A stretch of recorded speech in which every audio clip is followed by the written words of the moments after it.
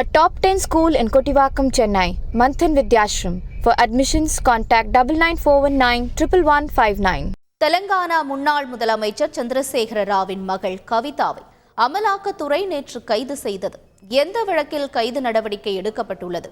தெலங்கானாவில் தற்பொழுது அரசியல் நிலவரம் என்ன என்பதை விவரிக்கிறார் சிறப்பு செய்தியாளர் சலீம்.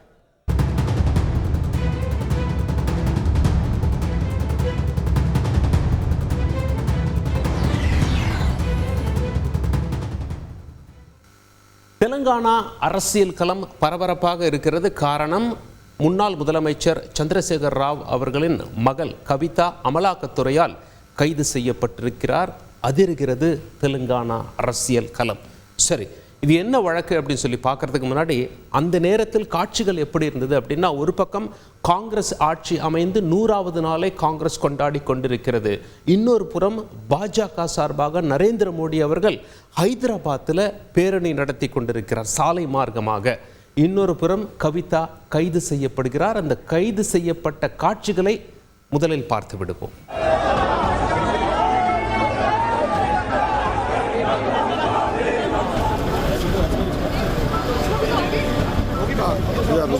चलो चलो चलो चलो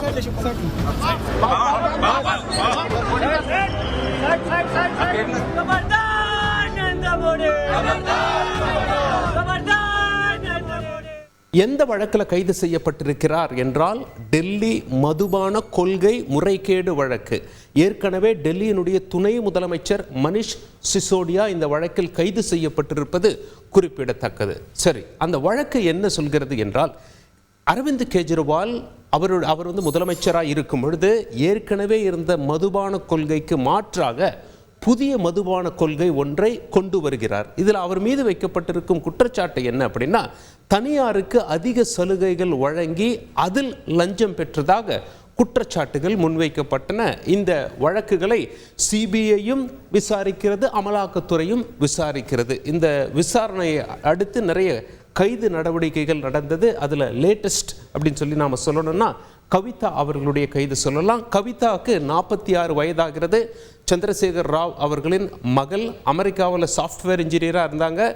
பிஆர்எஸ் கட்சி, முதல்ல டிஆர்எஸ் என்று இருந்தது, தெலுங்கானா ராஷ்ட்ரிய சமிதி, பிறகு பாரத் ராஷ்ட்ரிய சமிதி என்று கட்சி பெயர் மாற்றமடைஞ்சாலும் அதன் பிறகு அவர்களுக்கு வளர்ச்சி இல்லை, வீழ்ச்சி தான். தெலுங்கானாவில் ஆட்சியை மீண்டும் பிடிக்க முடியவில்லை. பாரத் ராஷ்ட்ரிய சமிதியின் கட்சியின் உறுப்பினர் இவர். 2014ஆம் ஆண்டு மக்களவை எம்பியாக தேர்வு செய்யப்பட்டார். 5 ஆண்டுகள் எம்பியாக இருந்தார். அதே தொகுதியில் தெலுங்கானாவில் மீண்டும் களம் கண்டார். ஆனால் பாஜக வேட்பாளரிடம் தோல்வி அடைந்தார். பிறகு எம்எல்சி ரூட்டில் 2020ஆம் ஆண்டு மாநில சட்டமன்றத்துக்குள் நுழைந்தார் கவிதா. இதெல்லாம் ஒரு பக்கம் இருக்கையில், கவிதா தரப்பில் என்ன சொல்கிறாங்க என்பதை நாம் புரிந்து கொள்ள முதல்ல தெலுங்கானா அரசியல் களம் எப்படி இருக்கிறது என்பதை நாம் பார்க்க வேண்டியிருக்கும். 2014 தெலுங்கானா என்ற ஒரு மாநிலம் உருவானதிலிருந்தே அங்கே சந்திரசேகர் ராவ் அவர்களின் கை ஓங்கி இருந்தது, அவருடைய கோட்டையாக இருந்தது. முதல்ல நடக்கும் தேர்தல்களில் அவர்தான் வெற்றி பெற்று வந்தார். சமீபத்தில் நடந்த 100 நாட்களுக்கு முன்பு நடந்த தேர்தலில் தான் அவர் ஆட்சியை காங்கிரஸிடம் இழந்தார். சரி, நாடாளுமன்ற தேர்தல் என்று வந்தால் 2014 எப்படி இருக்கு, 19 எப்படி இருக்குன்னு பார்த்துடலாம். தெலுங்கானாவில் மொத்தம் 17 தொகுதிகள். அதில் டிஆர்எஸ் கட்சி 11 தொகுதியில் வென்றிருக்காங்க. 2014 பாஜக கூட்டணி ஒரே தொகுதியில் வெற்றி பெற்றிருக்காங்க.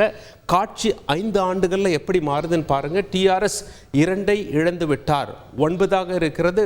பாஜக கூட்டணி 3 அதிகரித்து விட்டது. 1லிருந்து பாஜக 4ஆக வளர்ந்திருக்கிறார்கள். நீங்கள் மாநில சட்டமன்றம் எடுத்துக்கொண்டாலும் டிஆர்எஸ் கட்சிக்கிட்டேருந்து ஆட்சி காங்கிரஸ் கட்சிக்கு வந்திருக்கிறது. பாஜகவும் அங்கே ஒரு கணிசமான வாக்கு வங்கியை வளர்த்து வருவது குறிப்பிடத்தக்கது. எப்படியாவது முதல்ல நம்பர் 2 கட்சியாக மாறணும், பிறகு ஆட்சியை பிடிக்க வேண்டும் என்று பாஜக இருக்கிறது. இப்போ இவங்க வைக்கிற குற்றச்சாட்டுக்கு வருவோம். இவங்க தரப்பில் என்ன குற்றச்சாட்டு முன்வைக்கிறாங்க அப்படின்னா, பாஜக இங்கே கால் பதித்து வளர துடித்து கொண்டிருக்கிறது. அதனால் காங்கிரஸும் நாங்களும் இங்கே ரொம்ப சாலிடாக இருக்கிறோம், ரொம்ப ஸ்ட்ராங்காக இருக்கிறோம். எனவே தான் பிஆர்எஸ்ஐ குறிவைத்து பாஜக செயல்படுகிறது. திடீரென்று இந்த கைது நடவடிக்கையை மேற்கொண்டு எங்களுடைய இமேஜை அடிபட செய்கிறது. அப்போ எங்களுக்கு இமேஜ் குறையும், அந்த இடத்தை பாஜக பிடித்துவிடும், பிறகு நம்பர் 1 கட்சியாக வளர்ந்து வரலாம் என்ற எண்ணம் தான் கைது நடவடிக்கைக்கு காரணம் அப்படின்னு சொல்லி இந்த கட்சியை சேர்ந்த கட்சிக்காரர்கள் குற்றம் சுமத்துகிறார்கள்.